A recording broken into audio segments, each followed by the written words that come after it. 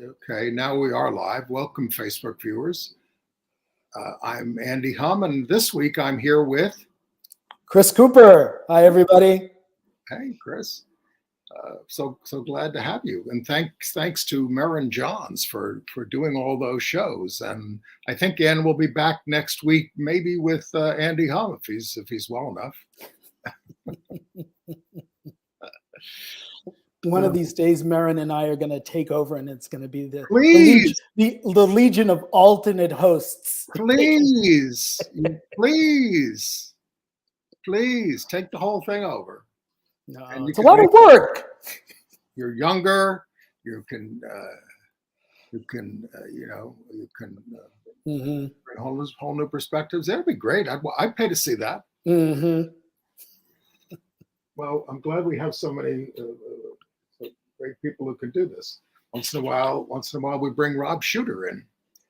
Rob's always fun to co-host, and he's a lot of fun. Yeah, he had to fill in when I had a dizzy spell once, an hour before the show. Wow! I could not go on. I was sitting right here in my bedroom. The room started spinning. I had to lie down, and Ann got Rob Shooter. And we have to really escalate the noise we make so that we'll be heard.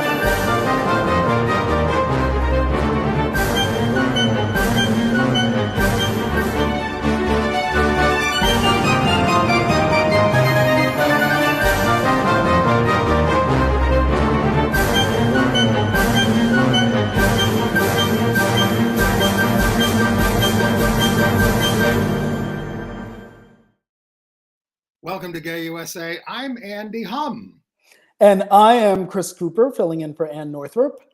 Great to see you, Chris. Thanks for being here. And we have a lot of news. And we're going to start with the fact that the new Congress, United States Congress, is more LGB than ever. Meanwhile, we're going to play What's My Lie today with the lone gay Republican in the House, George Santos. Yeah. We're going to talk about a lot of mixed verdicts on whether groups claiming to be religious can discriminate against LGBTQ people. Meanwhile, gay financier and philanthropist Scott Minerd has died. The British Conservative government is blocking Scotland's bill to make it easier to change one's gender, an unprecedented challenge to Scotland's home rule. Meanwhile, breakthroughs for LGBTQ rights have happened in the Netherlands and, of all places, in Poland. And a broader decision that we just heard about today from the European Court of Human Rights. That murder of a young gay leader in Kenya turns out to be domestic violence. There was a gay host and gay honoree at the troubled Golden Globe Awards, returning for the first time after a hiatus. And we're going to save a lot of time at the end of the show because Chris Cooper, and this is news, is going to tell us about his new book, Better Living Through Birding, his upcoming TV series on National Geographic and Disney Plus, and reviews of 4 new gay films and a TV series. Oh my goodness, that's a lot. But let's start with the George Santos show and get that out of the way. This is the gay person making the most news in the United States these days. Yeah, he's sort of the gayish guy who is alternatively named George Santos. I'm sure Andy is as embarrassed as I am that he is representing Long Island, where both of us grew up. Right. The latest bits of news are he hates puppies. He apparently stole the money, $3,000, that was set aside to help a disabled veteran get surgery for his dog so the dog could survive. He did a GoFundMe under the name of Anthony DeVolder and ran off with the money, and the dog died.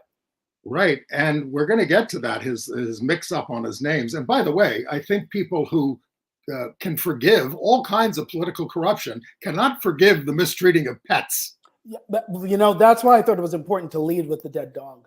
But yeah, the lies have just been sort of cascading. He led a Stop the Steal rally while wearing a stolen scarf that he allegedly stole from his roommates.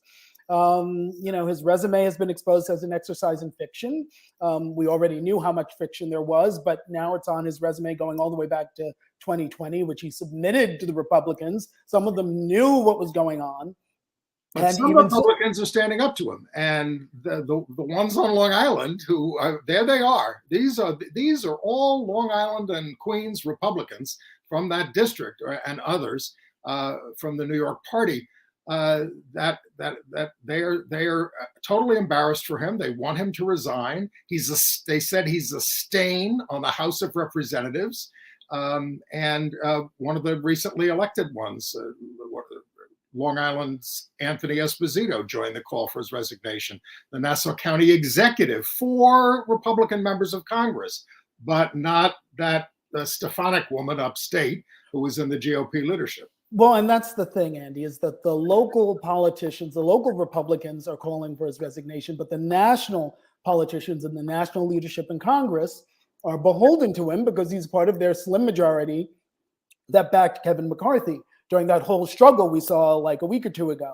So, and that is sort of symptomatic of the whole problem. And that's why I think it's so important to put George Santos, as amusing and entertaining and ridiculous as this has been, to put it in context, which is that he is not an aberration. He is the ultimate example of what the post-Trump Republican Party has turned into.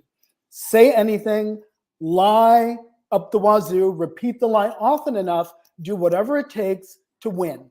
And then you won't get any consequences because there will be enough enablers around you who will just sit back and let it happen because they want to keep winning too. And that's sort of what the Republican Party, which even though you and I may not have agreed with a lot of their policies, at least they had some principles, and at least they had some values. And now it's just sort of say anything to win. And that's what they've devolved into. Right. And so out gay representative from the Bronx, Richie Torres, has introduced the Santos Act, which stands for Stop Another Non-Truthful Office Seeker. A $100,000 fine if you lie about your education, military service, and employment history, and or a 1-year prison sentence. He's introduced this bill. Now, Santos went on the Steve Bannon podcast, which tells you everything you need to know about him. Steve was in court facing federal charges, or no, local charges, federal charges, whatever. Anyway, so the show was guest hosted by Matt Gaetz, oh Lord, which tells you all you need to know. And Santos said, "I just pray for all of you when they come for you that you have the strength that I have." This guy. Oh my God! The levels of delusion. I mean, and like I said, it becomes comical after a while. He claimed to be a volleyball champion. Actually, that was his boss at Linkbridge Investors. He claimed to need double knee replacement because of how hard he played volleyball. He never played. He claimed that he had a brain tumor. He claimed he was one of the first 10 New Yorkers to get COVID. I mean, the medical miracles with this guy just don't stop. Now, we told you that Matt Gaetz at least asked him, where'd you get all that money when you were broke, right? The $700,000 you lent to your campaign. And he said, well, I'll tell you where I didn't get it. I didn't get it from the Russians or the Ukraine or something else. And he said, well, that's an answer. No, it's not. And this week it's been discovered that he did do business with the cousin of a Russian oligarch, a go-between for Stormy Daniels. And this is the kind of characters that he hangs out with. These are the kind of people he's appointing to his staff.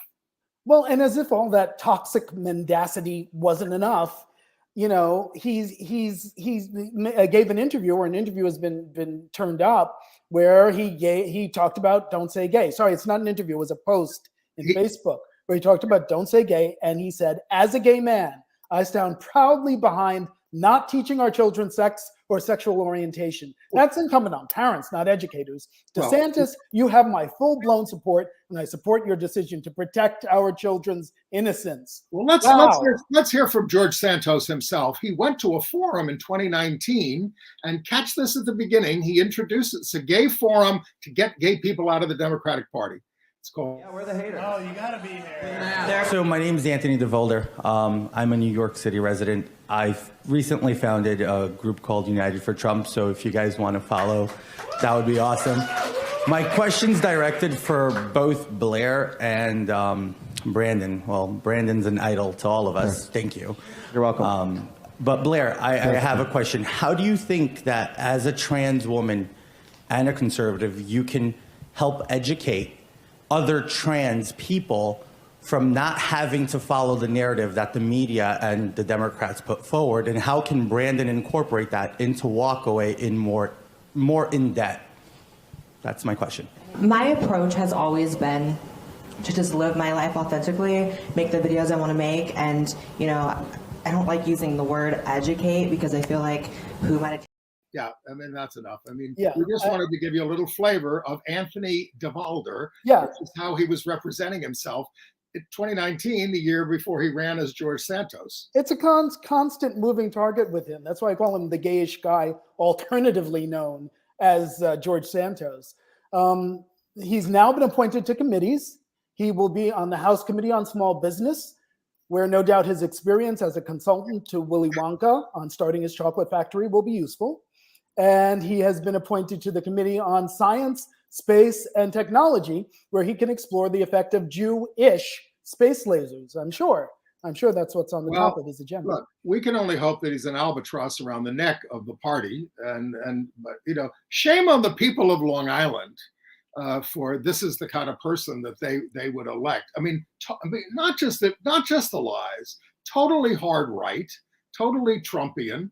Long Island was trending. We were both from Long Island originally. Long Island was Republican when we were kids, but it was trending more Democrat. And then, in this last election, they went back to the right. And Andy, a friend of mine who is a Nassau County legislator, who's a Democratic politician, and I asked her, how could the Democrats let this happen? How could they not do their due diligence and get this out there? And they said that some of these irregularities were known to the voters before the election. Obviously, not the depth and the extent of them, but some of them were known, and they just didn't get traction. They tried to beat him just on the fact that he was anti-abortion and pro-MAGA. That's why they tried to beat him. They did not really go after all this stuff. The only one that did was a Republican newspaper out on Long Island, which found out all this stuff and had to endorse the Democrat. But enough on George Santos, unless you have anything more. No.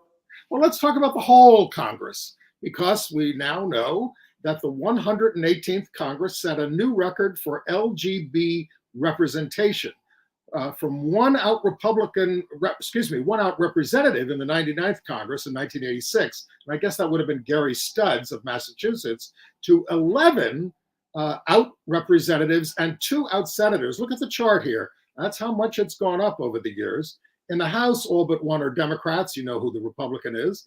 And in the Senate, we now have Democrat Tammy Baldwin of Wisconsin and newly minted independent Kyrsten Sinema, who is trying to survive in Arizona after alienating the Democrats who elected her. In the House, we have, and a lot of these are people who have been reelected. They're not first-time winners, but Richie Torres from New York, Becca Balint from Vermont, Chris Pappas from New Hampshire, David Cicciolini from Rhode Island, Mark Pocan from Wisconsin, Eric Sorensen from Illinois, Sharice Davis from Kansas, Robert Garcia from California, and my fellow Harvard grad, one class ahead of me, Mark Takano from California. Great group. Although it's not 10% of the Congress. No. If we're 10% of the population. Exactly. So, you talked about the Republican leadership. Kevin McCarthy's majority is tenuous. And what is it, like 4 people? That's why he's holding on to Santos. And Florida Representative Vern Buchanan, who was the senior member on the powerful Ways and Means Committee, was denied the chairmanship by McCarthy in favor of a more subservient McCarthy ally. So Buchanan exploded at the McCarthy staff. He used bad words, but it fueled anxiety among the Republicans that he was just going to leave the Congress and leave them with 1 less member out of pique, reducing the majority from 4 to 3. Looking back on it, you really have to give Nancy Pelosi credit, because she held a fractious, very disparate group of Democrats together when they had a majority as slim as the Republicans have now, or close to it, and she held them together. And I don't think Kevin McCarthy is going to be able to do that. Newt Gingrich, who was a horror show, said Nancy Pelosi was the greatest speaker ever. Mm-hmm. All right. We told you about that Herschel Walker staffer who accused conservative leader Matt Schlapp, chair of CPAC, of sexually harassing him, molesting him back in October. This guy, staying anonymous publicly, has filed a lawsuit seeking $9.4 million in damages. Schlapp denies everything, but the guy recorded all this stuff at the time, told everybody at the time, told the Walker staff at the time, and now he's claiming retaliation from Walker's wife, the guy who's bringing the suit. Anyway, she worked in the Trump White House. Her name is Mercedes Schlapp, or Mercy Schlapp, and on Trump's reelection campaign. And Schlapp has denied any improper behavior and is saying that this has caused him tremendous pain. Oh yeah, well, he ought to have thought about that before he put his hand on the guy's crotch. All right, shall we talk about the stuff that's going on in the states? Some of these state issues. In Texas, a school district that removed, this is a federal issue actually, a school district that removed all LGBTQ themed books, 130 of them, from its libraries is being investigated by the U.S. Department of Education's Office of Civil Rights for violations of Title IX. Yeah, they're taking a really innovative approach. They're saying that by banning books by class of people, that is a form of discrimination. And if they can make this legal approach stick, then it's going to be a powerful tool across the country for rolling back these really spreading and heinous attempts to eliminate everything gay from school libraries and all the other book bannings. Yeah, the ACLU had gotten the ball rolling down in Texas, and they said, look, first of all, they're making a lot of false claims about the content of the books, and they're removing them anyway. They're removing books on racial identity also. And they're saying when you do this, it sends a message to the entire community, not just us, that LGBTQ identities are inherently obscene and worthy of discrimination. And they're depriving LGBTQ students of the opportunity to read about ourselves and our own experience. And this is a nationwide problem. Absolutely. So, now the case could, if we win it, then the religious people could start saying, well, we want more religious books reflective of us. Fine, let's put everything in the library. That's what I'm in favor of. I agree 100%. It's funny, this researcher for a right-leaning group in Wisconsin named Will Flanders, he said, this isn't the sort of civil rights issue that requires federal intervention. It's a question about books in schools, not about individual rights being violated. Well, what about the individual rights of the students who now no longer have access to books about themselves? Right. Duh. Right. Okay. And staying on this theme at Yeshiva. Wait a minute. Should we go? Yeah. Let's go to Yeshiva University. We've told you about this. It's a college in New York that won't recognize its LGBTQ student group, and they're continuing to fight against it. So 3 state senators in New York, including our own Brad Hoylman, I think we have a picture of him there. There he is. And Brad is openly gay. Yes, are now saying, well, you got $230 million in public funds to renovate your facilities under a state bond act, but you represented yourself as just an educational institution, not as a religious institution. And now so they're saying you may have committed fraud in that case. And the reason why this matters so much is because of the long history that Yeshiva U has with a student group that has attempted to form an LGBTQ club. And when they were confronted with this, they said, oh no, we don't have to recognize the club because we're actually a religious institution. So they're claiming religious institution when it suits them, but then secular institution when they want the money. So which is it? And this is potentially going to go all the way to the Supreme Court. And if it does, our chances of winning, it's hard to say because that's the problem. I mean, the court seems to be willing to give the religious groups their cake and let them eat it too. I mean, they can play by a different set of rules. We've also talked about the fact that a lot of these ultra Orthodox schools, this is not yeshiva, but they're not even meeting state educational standards, and the state isn't doing anything about it. And that's in New York. So anyway, separate the church and state.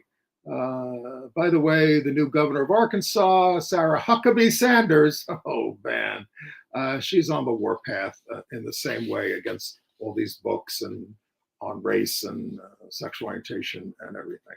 But so continuing on the theme of religious exemptions and religious entitlements, in Michigan, in Maryland, there's a Catholic hospital, or it used to be a Catholic hospital, but it became part of the University of Maryland system.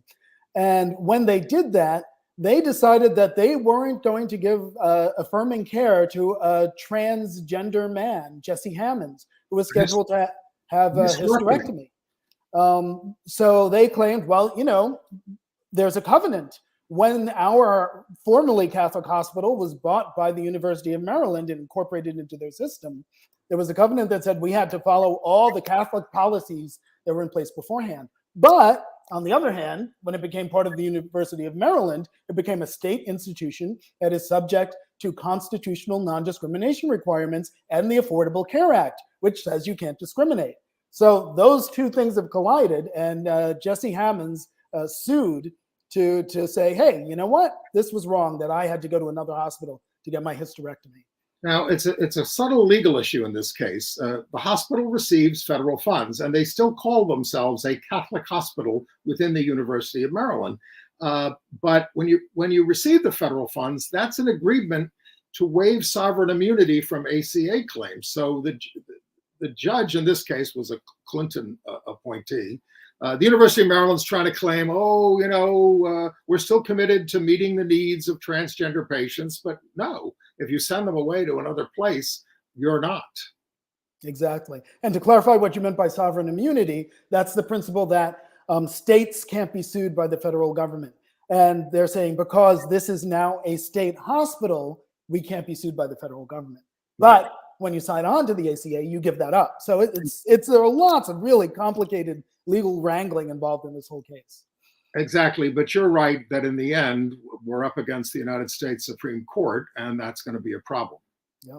Unless we reform the court, which we don't seem to be moving in any such direction.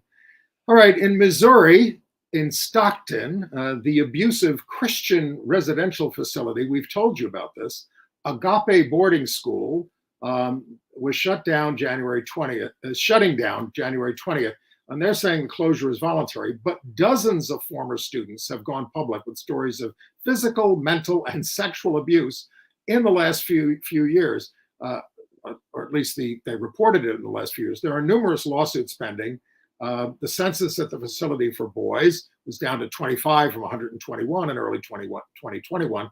The Missouri Attorney General filed an injunction seeking to close it in September. And it sounds like they don't have the funds to continue anyway. They used to have a budget of $4 million per year, and that's down to $400,000. And then the current director said, "I'm not sure it's even that." Yeah, I don't know why anybody would send their kids there, or courts would send their kids there, and they're obviously not keeping track of it. Okay, then Oregon. There was a suit brought, and we told you about it, by a group calling themselves the Religious Exemption Accountability Project, saying that a lot of these religious schools get all kinds of federal money and they're discriminating against their LGBTQ students. But a federal judge dismissed their suit.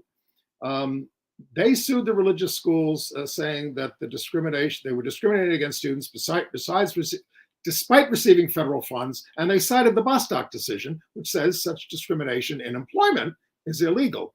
But a Clinton judge, Ann Aiken, said they lack standing to assert their claim under the Administrative Procedures Act, whatever that is, and said that the Supreme Court has upheld these religious exemptions.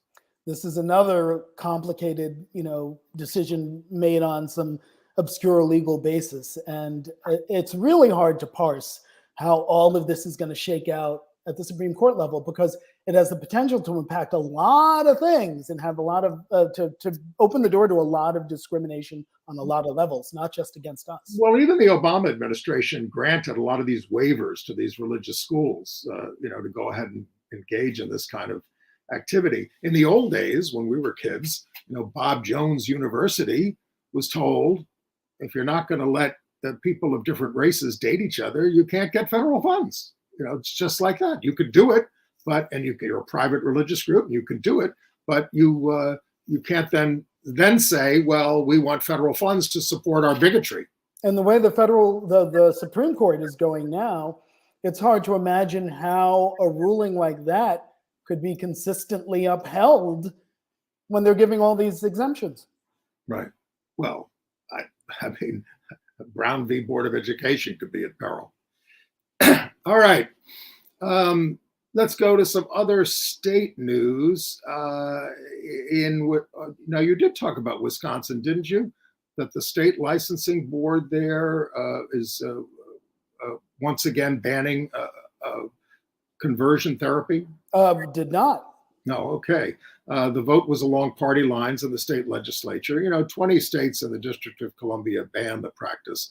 Governor Tony Evers, does it by executive order, and then the state through the state licensing board, and then the Republican legislature, which has a veto-proof majority, overrules him.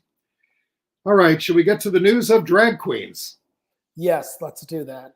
We have, for example, right here in New York, and I say here in New York, I'm actually in California right now, but in New York and in my grandmother's old neighborhood, which infuriates that this is happening there. East Elmhurst. Yeah, Right. so right next door to Jackson Heights. It's all part of the same neighborhood. But they've been attacking the drag queens, the drag story hours in libraries in Jackson Heights and East Elmhurst, they being the usual suspects, the Proud Boy types. But happily, the city council member there, and I hope I pronounce his name correctly, Shekhar Krishnan, has been standing up for the community.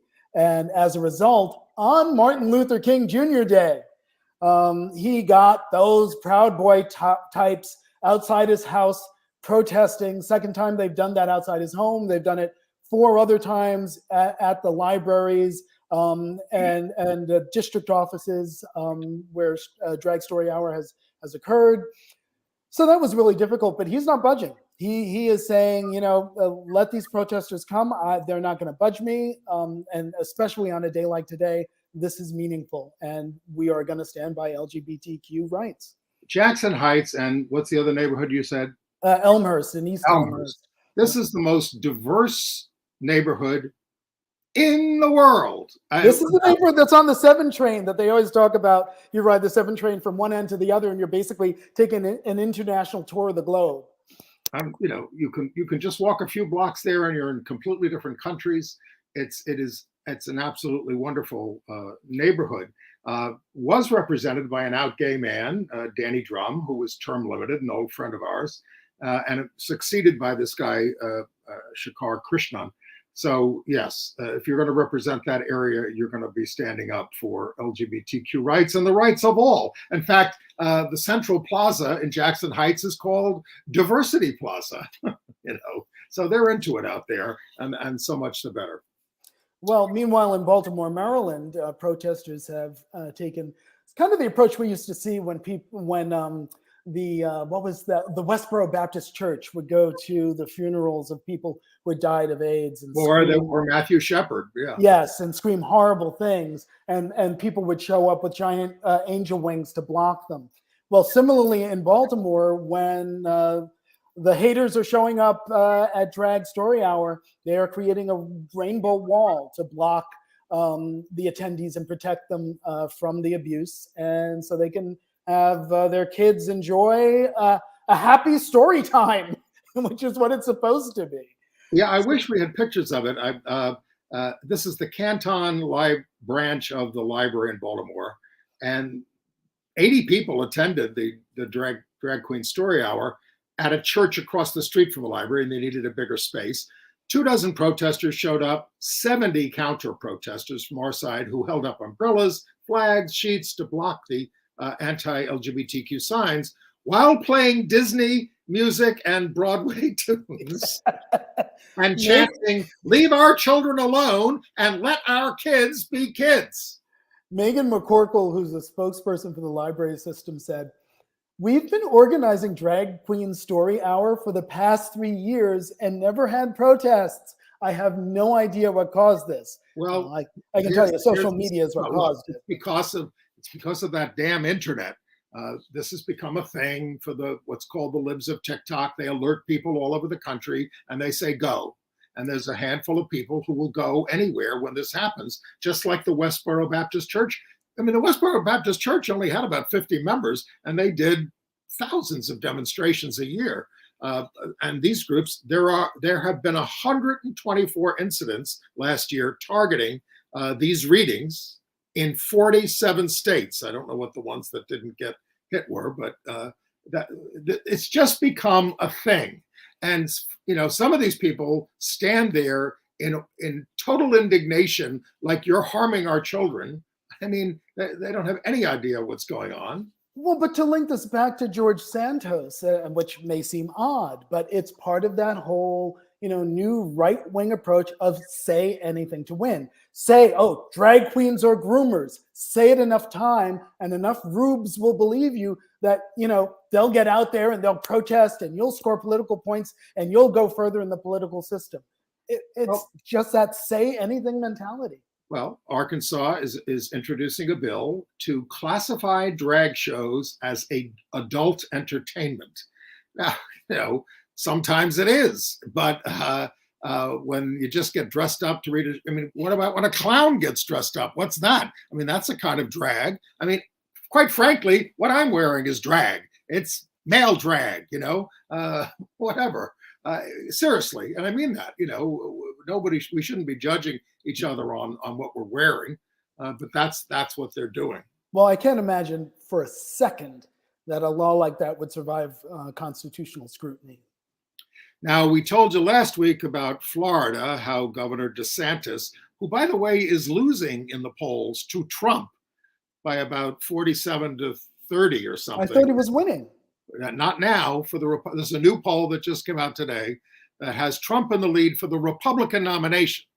Now, I think if Trump were the nominee, he'd be easier to beat, I think. On the other hand, if he gets elected again, I think the United States is kind of over. And that's no joke. But that's what's happening. So anyway, he's been stacking university boards with these complete right-wing nuts. And again, this is going to alienate the students, and they're not going to want to go to these schools if they implement these policies. They'll just leave. But at my old alma mater, the University of Virginia, the student council there called on the General Assembly of Virginia to block my Governor Youngkin's nomination of my classmate from the class of 75, Bert Ellis, a right-wing nut, calling him a threat to marginalized students. Now, of course, in my day, he was just anti-gay and blocked co-sponsorship of a speech by Frank Camedy, the founder of the gay movement, back in 1975. So to be clear, Andy, you get Bert Ellis and I get Mark Takano. You get who? I get Mark Takano as we had some fine alumni of the university, very fine alumni of the University of Virginia. Very fine. I'm grateful to Virginia. In my day, it was quite cheap. I was an out-of-state student and my tuition was like $700 a semester. Now it's ridiculously high. It's probably up in the range of 40 or 50,000 and all those kinds of, but in those days, they wanted out-of-state students to give them a good mix of people. In-state students paid $60 a semester for tuition, but our generation, or at least mine, kind of let cheap tuition go by the wayside, and that's not good for the country. No, it's the students who come out now are saddled with so much debt, it's inconceivable. Shouldn't be. Go ahead. Well, no, I was going to say, should we talk about two deaths in two very different categories? One is Yes. the Catholic Cardinal Pell, and the other would be the financier. We'll Scott talk about Minor. him in international.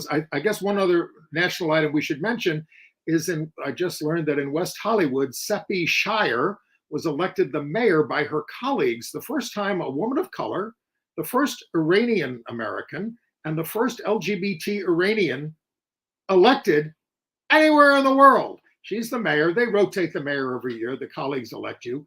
Her priorities are improving the lives of people with disabilities and collaborating on mental health issues and public safety with LA County. But it's a breakthrough. So That's now, awesome. yes, More diversity. Let's talk about. I have to say, I was not aware of this gentleman, Scott Minor. Sure. Scott Minor died at the age of 63 of a heart attack while working out. He was and I have to admit, I wasn't aware of him either, but his work sounds awesome. He built up an organization called Guggenheim Partners into an investing powerhouse on Wall Street. He was a frequent guest on Bloomberg, news. But what really makes him stand out for us is the fact that with that sizable fortune he amassed, he was very active, apparently, as a philanthropist supporting LGBTQ issues, the community, other human rights efforts as well. Yeah, one of his he worked with. Go ahead. No, I was just going to say he worked with the support group SMUG International to create housing for LGBTQ people in Uganda.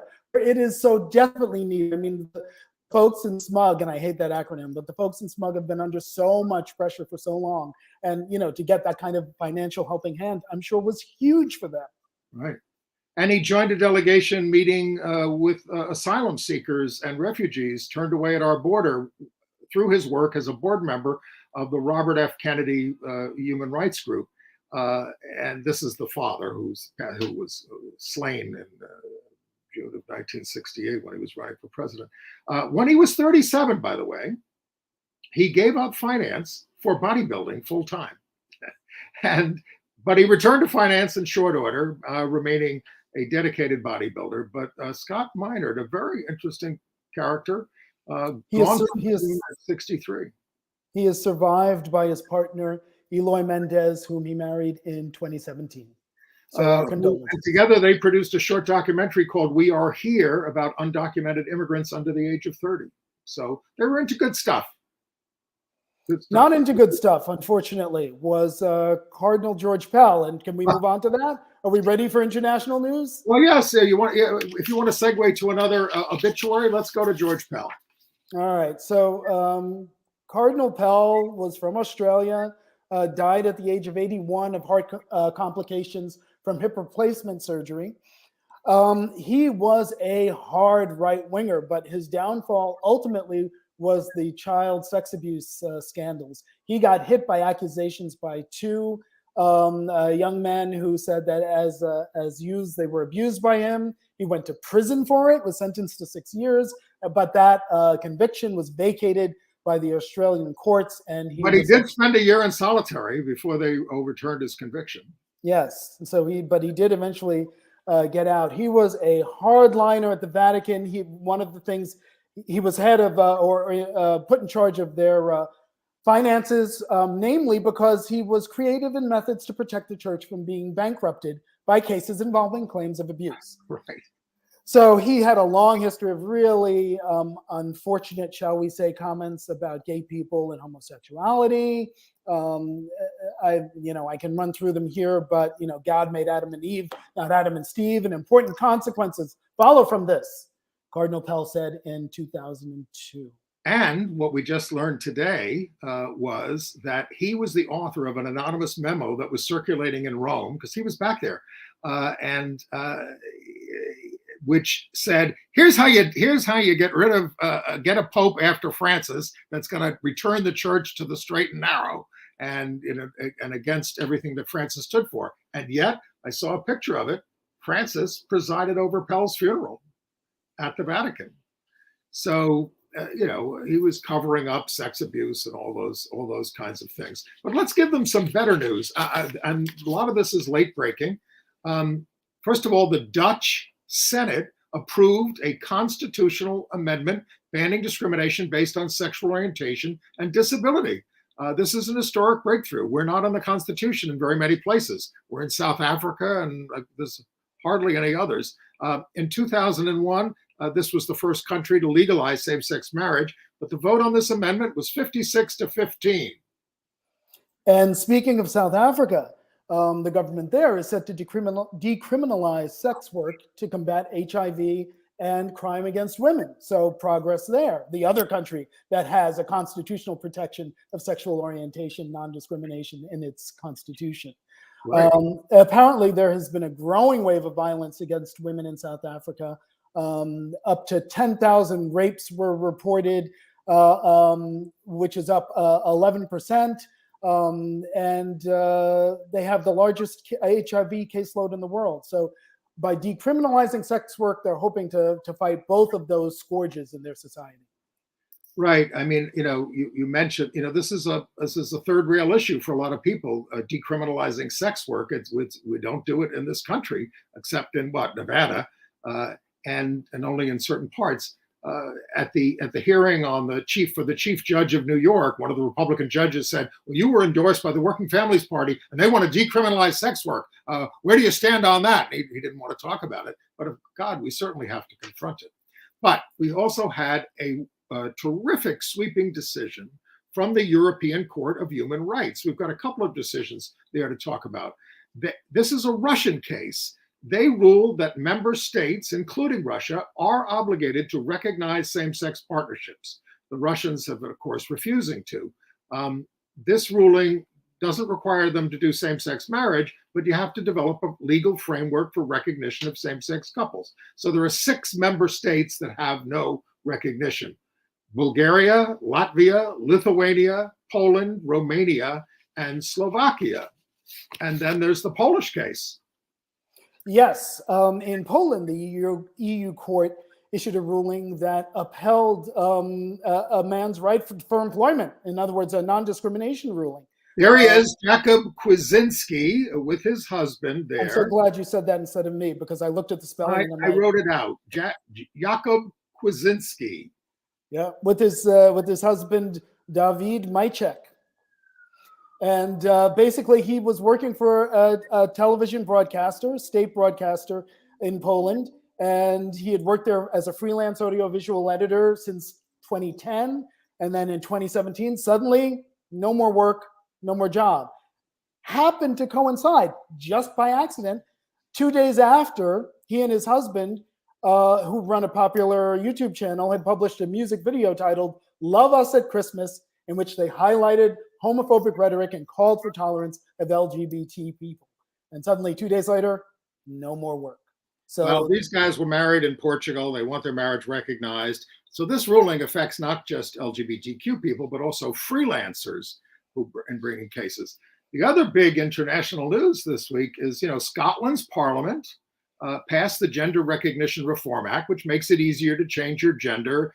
You can do it at a younger age, 16 instead of 18. So for the first time since power was devolved to the Scottish Parliament, the UK Parliament is stepping in, not the Parliament, but the administration is stepping in, invoking some clause and saying, you can't do this. So this is creating a constitutional crisis. This could push Scotland into independence, because even conservatives in Scotland, a lot of them voted for this law, and they're saying, you're not going to tell us what to do. And I hate to say it, but even the Labour leader, Keir Starmer, had a lot of hesitation about letting Scotland go ahead with this Reform Act. It's quite remarkable that our issues could be the focal point that causes Great Britain to break apart, finally. They're fighting over us. They've always fought over us. And the rationale that the conservative UK administration offered for invalidating the Scottish Parliament's law is that they felt it created inequities, inequalities in the treatment of people across the UK, to which I say, if that's the case, then liberalize laws throughout the UK so that they're the same. Exactly. So that everybody has the right to change their gender. Transgender issues became a hot button issue in the campaign for the leader of the Tory party. And they tried to outdo themselves, saying, oh, no, women are women, trans people are something else, blah, blah, blah, blah, blah. But, the conservative government once made a commitment, we're going to get rid of conversion therapy. Then they said, under Boris Johnson, no, we're not going to do it for trans. Today, in reference to this other bad decision, they're saying, okay, we'll ban conversion therapy for LGBTQ. You can't do it anymore. They just but hold on to your seats. That's not a final decision. Wow. Going down to Kenya, we have more information on the LGBTQ activist whose body was found in a trunk. The name of the activist is Edwin Chiloba, a 25-year-old designer and model. And apparently he was smothered, and it looks like it was likely a case of domestic violence. Five people now, I believe. He was basically asphyxiated by being put into a metal box. Originally, they said they gouged his eye out, they beat the crap out of him. But I mean, that's apparent. The police, at least, are saying that's not the case. This guy was disowned by his family. His sister called him a devil for being gay, and now another relative is saying, "Don't say he was gay. He was a good pastor. He was a good Christian." Because this is a Christian country, by the way, Kenya. But it's a very sad story all along. The ex-partner has been arrested. What's his name? Jackton Odhiambo, also in his mid-20s, and 5 other people were arrested in this case. All right, in Romania, a same-sex marriage and civil unions are not recognized, but Evie, a trans woman, has identity papers that class her as a male, so she could marry her woman partner. So she shows up, and they said, "Go get dressed up according to the identity in your papers." She refused. There was more resistance on the wedding day, but they eventually got married, but it left them wanting to leave the country. My grandparents too. Is your ancestry Romanian, Andy? I thought you were Hungarian. They're German, but it was a German town in Eastern Europe. That's not there anymore. There was something called World War II. The Germans were very mean, and the German towns sort of don't exist anymore. All right, in India, this is the ruling Hindu party is hostile to Muslims, but the leader of the parent organization has come out in support of LGBTQ rights days before the Modi government is due to respond to the Supreme Court about petitions to legalize same-sex marriage. This guy's a biggie in the party, Mohan Bhagat, and he cited Hindu scriptures and mythology as the basis of his support. Awesome. Yeah. I hope it holds. All right. What else have we got? Okay. Well, Hong Kong, the High Court heard the challenge to the laws around public restrooms and trans people. We'll give you that when they make a decision. What else? We got to get to your stuff here. Let's well, just really quickly, there's some AIDS and health news. We should mention something Anne passed on to us, which is unfortunate. An investigational vaccine that was safe and tolerated was not showing any efficacy against HIV. So they've pulled the plug on those trials, and it underscores the challenges that face the global community in the search for an HIV vaccine. Also in health news, supply chain issues are creating shortages of testosterone around the world, especially in Mexico, but all over the world. We have shortages here in some cases. And one of these trans men said, when I can't get my dosage, it's as if knives are stabbing into my stomach, and it can lead to loss of bone calcium. So they're all networking with each other to try to get the drugs. And I have attention to heterosexuals here. You accounted for 22% of new HIV infections in data released from 2020, but fewer than 1% of you are using PrEP, and only 32% even know about it. So the CDC found that many doctors don't recommend PrEP to straight people because they see it as a gay medication. And when you see the ads on TV, they always show gay people. Yeah. All right. Golden Globes. Golden Globes. I did not watch.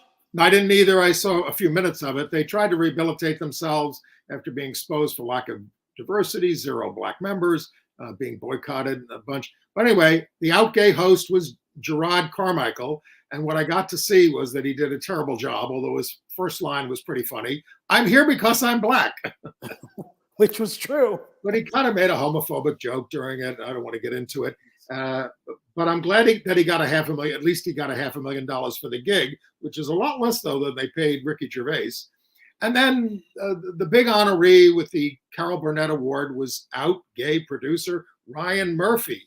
Glee, Feud, Pose. He was introduced by Billy Porter, who said Pose was turned down 162 times until Ryan said yes.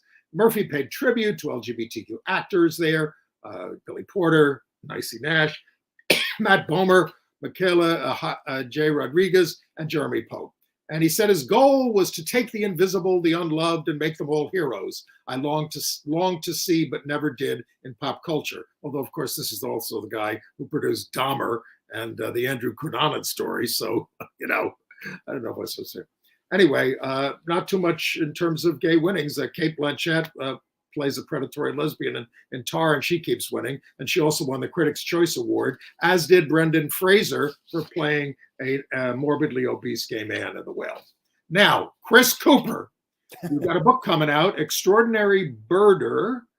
Tell us. No, the book is Better Living Through Birding. Oh, That's sorry, the book. I'm sorry. That's okay.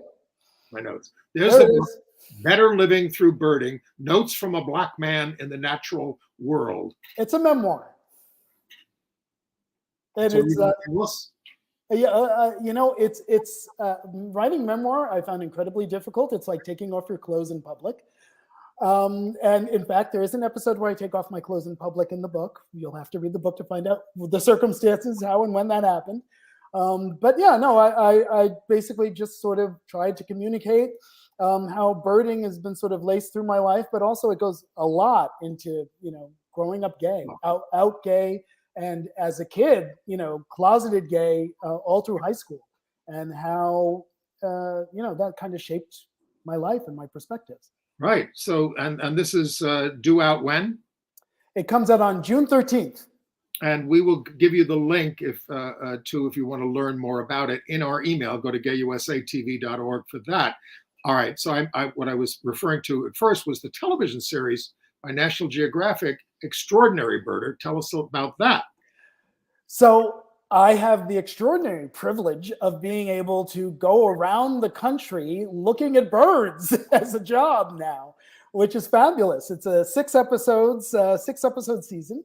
And we go to New York, we go to Washington, D.C., we go to here in California, we go to Puerto Rico, Hawaii, and most significantly for me, Alabama, because I'm like, the Deep South, I don't want to go there, but we went. And it was fascinating and interesting, and a collision of civil rights history and birding, if you can imagine that. So it's a real interesting show. We just basically put it out there that birding is for everybody, and it will change your life. And at first it's going to be on National Geographic, and then it's going to be added to Disney Plus. And I should say about your book, Salon.com did a feature that put it on a list of 22 books they're looking forward to this year. Which was really kind. Thank you, Salon. Okay, so now you're going to give us, you were at was it the Palm Springs? Yes, I was at the Palm Springs International Film Festival. And let me just put in front of me my crib sheet on my reviews. Hang on one second. And yeah, the first movie I saw, or I want to talk about, is The Blue Caftan from Morocco. It was exquisite. It was the best thing I saw in the festival. It immersed you very sort of completely in a different culture. It tells its story almost entirely through detailed, slow, exquisite immersion in what's happening rather than in any other way of telling you what's happening. And it is gay. It is gay in a way that you don't expect, and it's lovely. So I highly recommend The Blue Caftan if you get to see that. Blue Caftan. And then Blue Caftan. That's then we got Morocco. Argentina. Yes, Sublime from Argentina is a touching gay coming-of-age tale. That horrible situation so many of us live through when we're young, where we fall in love with our straight friend. And oh God, they captured a lot of that agony. Not all of it, but a lot of it. And they spend a little too much time with the kid playing in his band, but otherwise it's really touching. I was lucky to have two close friends who turned out to be gay. I don't know how much I pined, but you know, there they were. We provided some support once we finally came out to each other, but that was in high school. Well, you know, just like right around Stonewall. That's fantastic. I went through the falling in love with a straight friend in college, and the experience was so painful. I just kind of developed this circuit in the back of my brain that, you know, if I'm falling for somebody and then I find out they're straight, the circuit trips, and I'm not interested anymore, because I'm like, I'm not going through that again. Right. Anyway, now we got a film from Germany.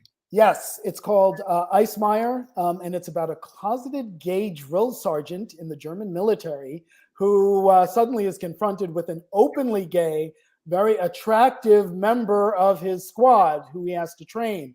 It's soapy and it's steamy a little bit, but it is actually based on a true story, which really surprised me. So if you're looking for that kind of thing, it's a lot of fun. It's you know, it'll get the juices flowing watching this movie. Okay. And then finally, there's one from the United States of America. Yes, called, with the very lengthy title of Aristotle and Dante Discover the Secrets of the Universe, which is apparently based on a very popular novel. It's a gay teen romance, and despite some flaws, and for me, the biggest flaw was that too much of it relies on narration. I am not a big fan of narration in movies, but despite that drawback, it actually is relatively successful, and it stars, for example, what's her name from Desperate Housewives? Latina woman. I'm blanking on her name. Anyway, I was there when the film The Times of Harvey Milk, the documentary, won for Best Documentary at the New York Film Critics. I was with Harvey Fierstein. He got up to accept the award because he had narrated it, and he gets up and he says, "This voice was made for narration."